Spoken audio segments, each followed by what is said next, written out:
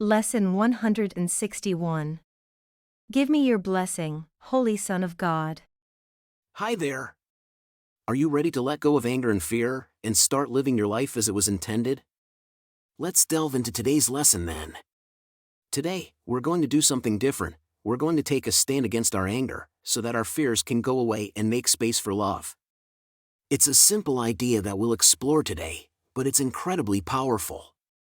This is where we find salvation, and the answer to temptation of fear and anger, so we can welcome in the Christ. Here we can complete the process of atonement, while the world passes by unharmed and heaven is restored. This is the answer from the voice for God. Complete abstraction is the natural state of the mind. But part of it has become unnatural. It does not see everything as one, it sees fragments of the whole, for only thus could it create the partial world we see. Everything we see is showing us what we want to see. And everything we hear is bringing to our mind what we want to hear. This is how specific forms have come about.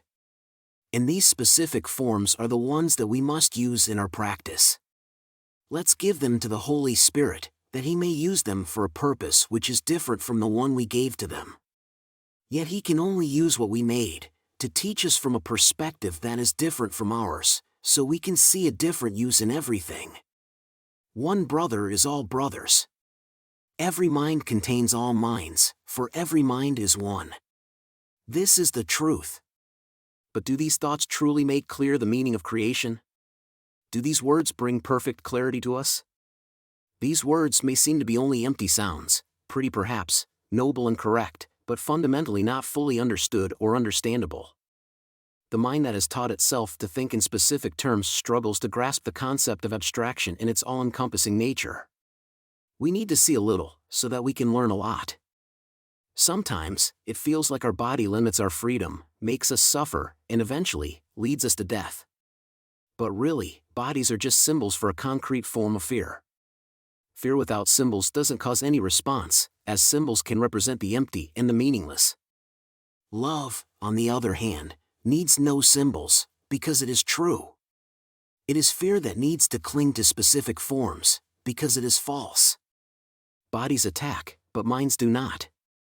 This is often emphasized in A Course in Miracles.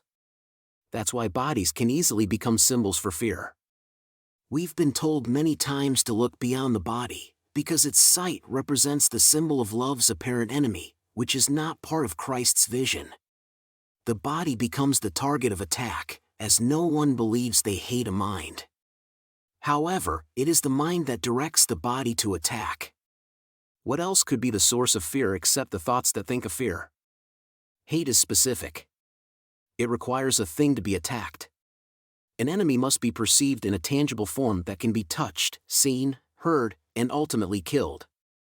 When hatred obsesses over a thing, it calls for death, even though God's voice proclaims the absence of death. Fear is insatiable, devouring everything it lays its eyes on, projecting itself onto everything, compelled to turn upon itself and destroy even itself. When we see a brother as a body, we see them as a symbol of fear. In response, they may attack, as what they see is their own fear projected outward, seemingly poised to attack and longing to unite with them again. Do not underestimate the intensity of the rage that arises from the projected fear. It screams in fury and desperately claws at the air, in an attempt to reach its creator and devour him. This is what the body's eyes perceive in one brother, who is in truth cherished by heaven, loved by angels, and created perfect by God. Cherished, loved, perfect, this is our and our brother true reality. In Christ's vision, our brother beauty is reflected in a form so pure and magnificent that we can hardly resist kneeling at their feet. Yet, instead of kneeling, we reach out to hold their hand, recognizing our likeness to them in the sight that sees them as such. Attacking our brother is no longer an option, when we realize that in their hands lies our salvation. Let's simply ask them for this, and they will give it to us. Let's ask them not to symbolize our fear. Would we really want love to destroy itself? Or would we prefer to have it revealed to us and set us free? Today, we're going to practice in a form we have attempted in previous lessons. Our readiness has grown closer, and today we will come nearer to Christ's vision. If we have a strong desire to reach it, we will succeed today. And once we have achieved it, we will no longer be willing to accept the evidence presented by our body's eyes. What we will see will resonate with ancient melodies that we will remember. Rest assured, we haven't been forgotten in heaven. Wouldn't it be nice to remember that? Choose one brother as a symbol for all your brothers. Ask them for salvation. Visualize them as clearly as you can, in the same form to which you are accustomed. See their face, their hands and feet, in their clothes. Watch them smile, and see the gestures they often make. Now, think of this: the brother you are seeing now is hiding the sight of one who can forgive you all your sins. Their holy hands can take away the nails that pierce your own hands, and lift the crown of thorns which you have placed upon your bleeding head. Ask this of them, so that they may set you free. Give me your blessing, Holy Son of God. I would behold you with the eyes of Christ, and see my perfect sinlessness in you. Give me your blessing, Holy Son of God. I would behold you with the eyes of Christ, and see my perfect sinlessness in you. Give me your blessing, Holy Son of God. I would behold you with the eyes of Christ, and see my perfect sinlessness in you. And they will respond to the one you have called upon. Because they will hear the voice for God in you, and they will answer with your own voice.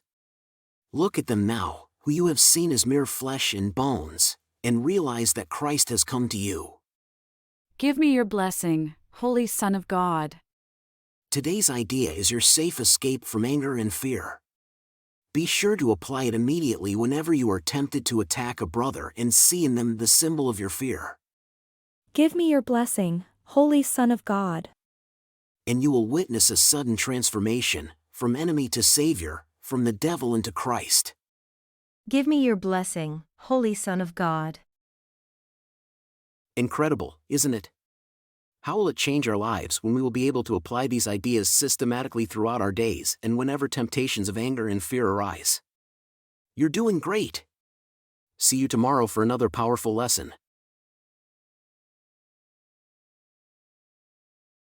If you enjoyed the video and found it helpful, please don't forget to give it a like and leave a comment. Thanks. And don't forget to subscribe to the channel and hit the notification bell. There's a new lesson every day.